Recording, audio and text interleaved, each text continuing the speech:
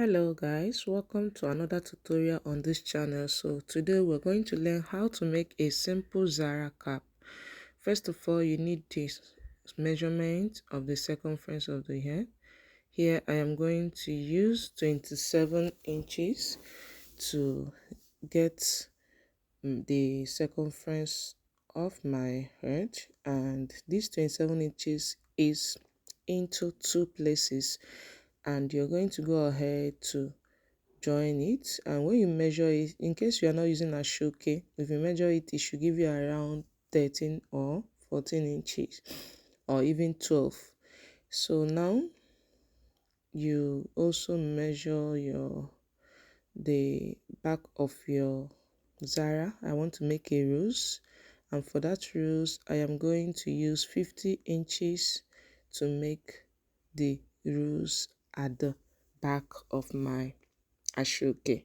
So now you can, if you want to make a Zara cap, you're probably going to need about 2 or 3 lines of ashoke to make your Zara cap. So I'm going to go ahead to fold the two sides and join the 27 inches. Here I am joining the 27 inches together. This is ashoke, so it's you just join it at the center, placing it on top of each other. But if you are using a material like silk or a chiffon and all those things, you may not need to, or Ankara, you don't need to join it. You're just going to go ahead and join it at the sides. Here I am joining the side of the one I'm using for the rose at the back, that is the 50 inches. I'm going to fold the sides so that it will not be pulling thread and it will look neat. Zaracap is very easy to make. You just have to quickly sew it and you start making your Zaracap.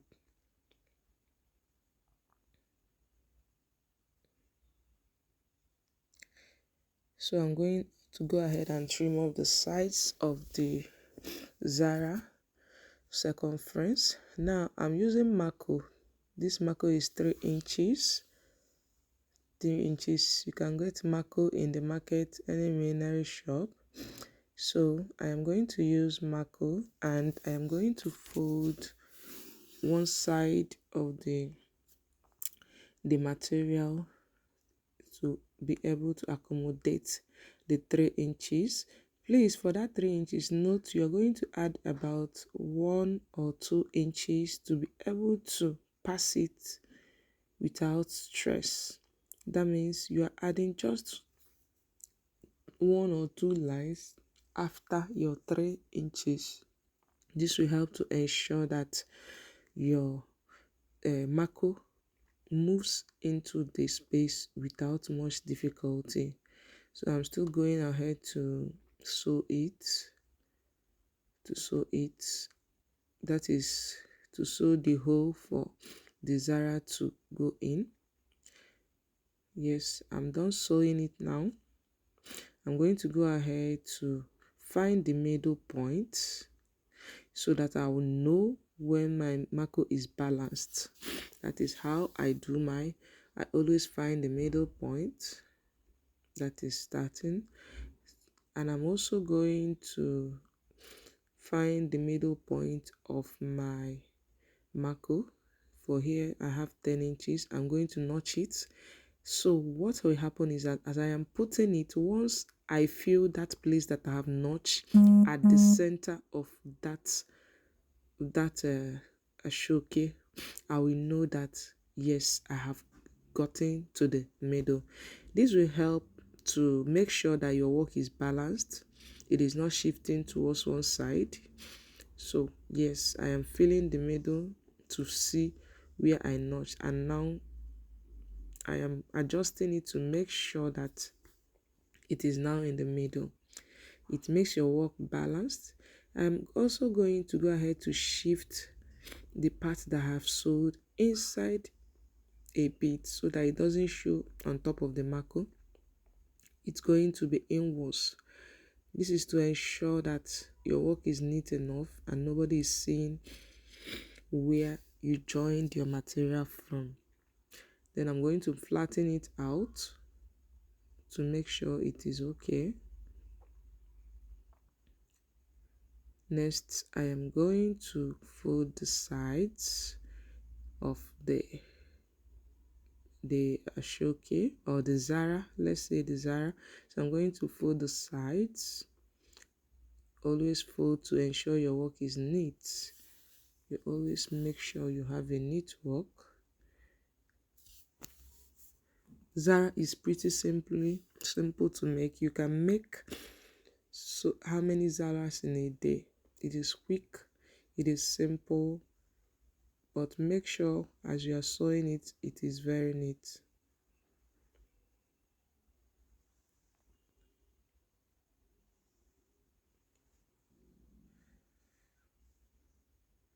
So after sewing the sides, go ahead and cut off your excess threads. So when you cut off your excess thread, then you go ahead and straighten it out to make sure your line where you sew it is hidden inside from the front. Then I'll go ahead to measure it. I have 12 now, so I'm going to sew it at exactly 11 inches. This gives you a hair circumference of 22 inches. For most people, they use 22 or 23 inches, but I believe that 22 inches is better so that it will be fitted on the head, except the customer has a B score. Of course, try to get a measurement of their hair. So you can see how I am folding it and I am printing it at the ends of the ashoke. This is how to cover the top of your Zara. Just make few bold prints on top and sew down, stitch it, and when we flip it over, our Zara is ready. You see, very simple and easy. This is our Zaracap. You can go ahead to leave it this way if you want, but it's good to embellish it or to add something. So I'm going to get our rows. Remember the rows of 50 inches that we folded the side. So I'm going to go ahead to print it. Just follow what I'm doing so that I make a kind of a rose around. Yes, I'm going to fan it. If you are familiar with fanning, you can do it pretty easily. From the ends, fold it towards one side, hold it with your needle and start printing it around it. This is to help hold it without losing. Make sure it is firm, it is tight, so it doesn't pull. Then you continue fanning and holding until you are done with your rose. This doesn't take much time. If you are used to fanning, you will know that it doesn't take more time. That's why I say Zara is something you can make. You can make many Zaras a day. If you have a contract to make Zara cap, you can finish it in no time. It is pretty simple. You can create designs, you can embellish it, you can do whatever you want. For this one, my customer just wants something simple. She doesn't want something heavily designed, so I'm just giving her what she wants. I just thought to make a video of it and send so that you can learn how to make a Zara cap. So let me know what you think in the comment section. Will you be trying to make it for yourself or for a customer? And if you try it, please, I appreciate your feedback. Come back and tell me how you were able to do it. Was it pretty easy? Did you love doing it?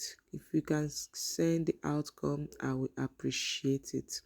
And meanwhile, don't forget to subscribe. If you watch to this end, it probably means you are learning one or two from this video. So help and push this video by liking, commenting, and subscribing to encourage me to post more videos coming. And thank you for staying to watch till the end of this video. I appreciate the love. I appreciate that you stopped by, and I can't wait to see the amazing creations you are able to achieve with this tutorial. Towards the end, you can see how I'm lifting it up to make sure that it is entering. You can actually make your rows 60 inches, 50 inches, 70, 80, 90. The more the size of your material, the bigger your rows. So yes, you can actually make your rows bigger, but for, like I said, this customer doesn't really want something big. She just wants something simple and small, especially because of the kind of dress she wants to use it for. So yes, if you're looking for something simple, this design is for you. I'm just arranging my roses, stacking it to make sure it is firm and it looks good. Some people call this the snail rose because it's giving the shape of a snail, whatever you choose to call it. All of them are just things we attach to a Zara or Gilly. So yeah.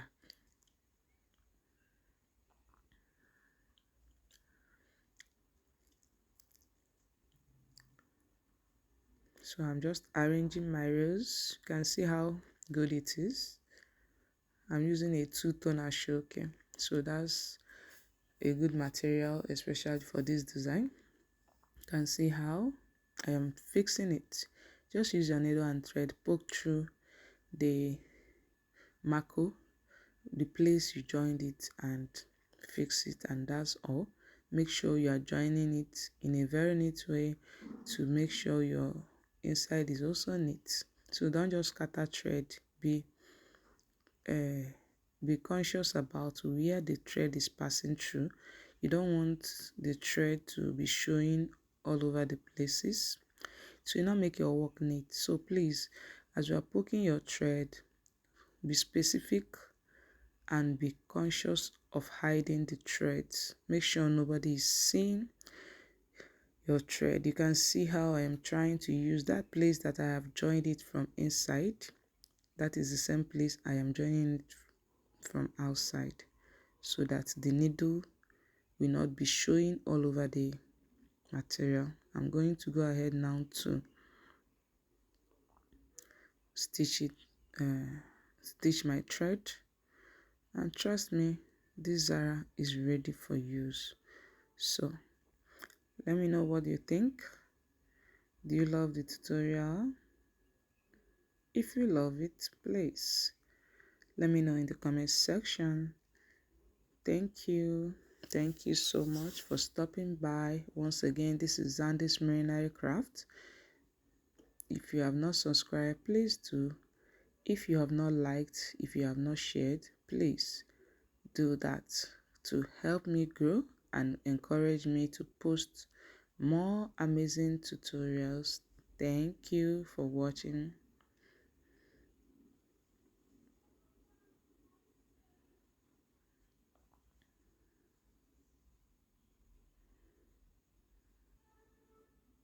So this is me just going ahead to fix the thread at the side. I don't want a situation where the rose is falling off, so I'm just trying to make sure I secure the rose to be sure that my rose is not shaking while the person is moving. I'm just securing it at different points, and while you are doing it, make sure your thread is hidden. Make sure your thread is hidden. So let's see what we've done so far. So this is it. You can also go ahead to embellish it. Like I said before, my customer does not want it embellished, so yes, you can go ahead to embellish it with whatever you want.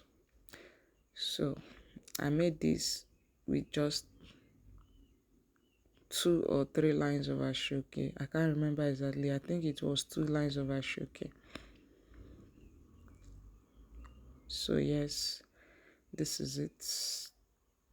your Zaracap is ready.